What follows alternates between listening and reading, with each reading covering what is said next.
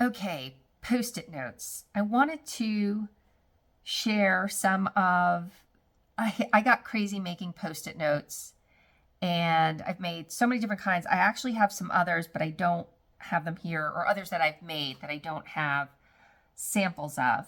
But just to share some of the mishaps and things that I've experienced, I'm going to put these aside and show them to you one by one. And I'm going to start with these mini Post-it notes. So these little mini Post-it notes are a great way of using up scraps. And I started to get a little bit more creative with these. I was using these and putting the Velcro closures on them, which is fine, but it's like it pulls a lot, and I don't know. It works, it's good, and I see a lot of tutorials with that, and I'll try to link those tutorials that I've watched. But as I was playing with it, I started to realize I could make them like matchbook covers, and that seemed to be a better use of scraps for me than using the Velcro. And I started making them more like this, where they just tuck in. These are Velcro. This one is a tuck too, so it's just hearts. And I just put the heart at the bottom and leave the top open so you could tuck in. Let me see if I have some others.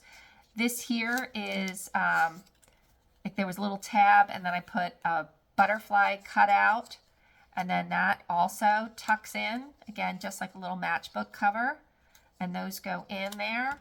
This is more hearts. So you see I have the larger hearts and the smaller hearts. So you can see here these hearts. And I do have a lot with the Velcro, but I don't know. I don't love the Velcro.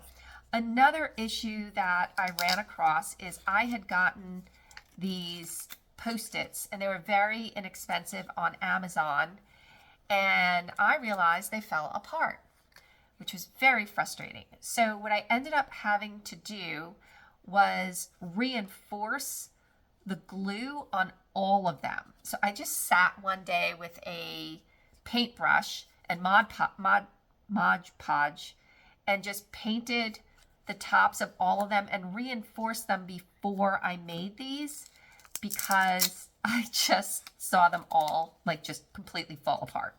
So little tip there. I was watching a video recently, I'll have to do it, where she bought the thicker ones from Amazon and broke them in half to make them. And maybe they're a better quality and they don't fall apart. But every single one I've made, and I have made, like I have bags and bags and bags of them, because what I'll do with my daughter is we're just sitting and watching movies and TV, and I'll just sit and start making these, or I'll just sit and reinforce them. Okay, so that's one, the small ones. Here is an assortment. I was watching all these videos on the Post-it notes, and I thought, oh, that's so cool. I love Post-it notes. But I ran into all these problems because Post-it notes come in different sizes. This one, even though it's a actual Post-it, it's not a knockoff, it came off, so I'd probably have to glue that, but I wouldn't do it. I would probably just use this for myself. But if you see here, it doesn't quite fit. So you have to watch on the tutorials if it's the right size for the Post-it you're using, because, you know, the Post-its I used didn't fit into this kind. And again, here, this is kind of awkward. It just doesn't look right. It's cute, but the Post-it is too small for the holder. It's too thick, it's too big, it's too roomy. And a lot of those tutorials, I ended up modifying them to also use less, so there's less waste on the side. Let's see, so this is one that has a thicker Post-it in it, so it looks better. And I'm sure this is one, because you can see there's not as much waste on the side, that I modified it so it's just smaller on the side and there's not as much waste. That kind of makes me a little crazy. So I typically end up playing, I'll put this up later, playing with the tutorials, and you can see this one here. It's got a nice, it's just a short, you know, it's close to the Post-it, and the thicker ones seem to look nicer and fit better than the smaller ones. But when you buy regular Post-its, they usually are this smaller size. So keep that in consideration, because I have a lot. I just give them out to friends and whatnot. This was an interesting one that I did, and I kind of liked. I found these, actually, hold on a second. Okay, so I brought this over to show you. I bought these little things at Dollar Tree. It's $1.25. I don't know if the price has gone up, but when I bought these, it's my daughter's scissors here. Let's see if I can open this up. So when you open this up, what I would do with these, so it would be a couple of steps, but I think they come out pretty cute. I don't know. These here I was mailing to my cousin for her birthday in August, and yeah, I'm so late with that. But it just comes, it's got a little clip, and it's got these bows, which are hideous. So I just rip them off and throw them out. And then I actually unscrew this here. And when this is blank, I cover it. And what I covered it with is Dollar Tree sells these sheets. This is actually one, pretty sure, maybe I cut this, maybe I didn't. So this is a full sheet. And I cut these down. You can see here, here's a bunch of them. And what I did is I covered these with these press-on sheets. Again, you could buy them in Dollar Tree. It's peel and stick wallpaper. And I would cover this, again, unscrew this, and then reattach it higher up because this is too low for the Post-it. And essentially, let's see if I can get this out here.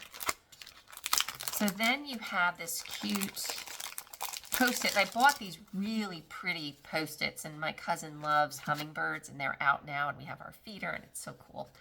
But anyway, so this just clips on, and what I did is I just inked the edges. I cut off the excess and inked the edges. This is just the back of it. Again, I lifted this up because it was lower, and then you just stick these in, and I bought these really beautiful Post-its to stick in here. So again, this is, I put some hummingbirds on the side to give to my cousin. I'll put this away after.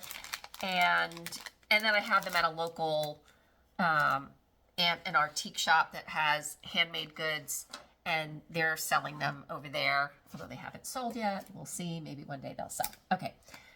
So this is another kind of Post-it I made that I do like these a lot. They have a little pocket, so if you do write something and want to keep it, you could just take this and stick it in the pocket. So you have a pocket there, and it's got a little pen, so you have the pen with you. This is, in my other life, I host a podcast, and this is the podcast I do, and I went to a conference recently, and I brought this for the people, the company that produces our podcast. I brought one for all the team members. I made these personalized. I found the logos for the company that was putting the conference on and made them little Post-it notes. And then for my friends that also have podcasts, I made them also personalized Post-its. And I just printed these Avery labels. But this is the other kind. I do have one other Post-it that I make that I don't have any available. But this is my Post-it journey. I think these are my favorite because they don't require a closure. They're just easy. They have a pen. They're handy. So, and the pocket. So if you do something, you have a place to put what you wrote down and keep it. So these are my favorites. I also like these little ones. I just throw them in my purse, and I have them sitting all over our house. So if somebody needs to write a little note, they're around. But this is my Post-it journey.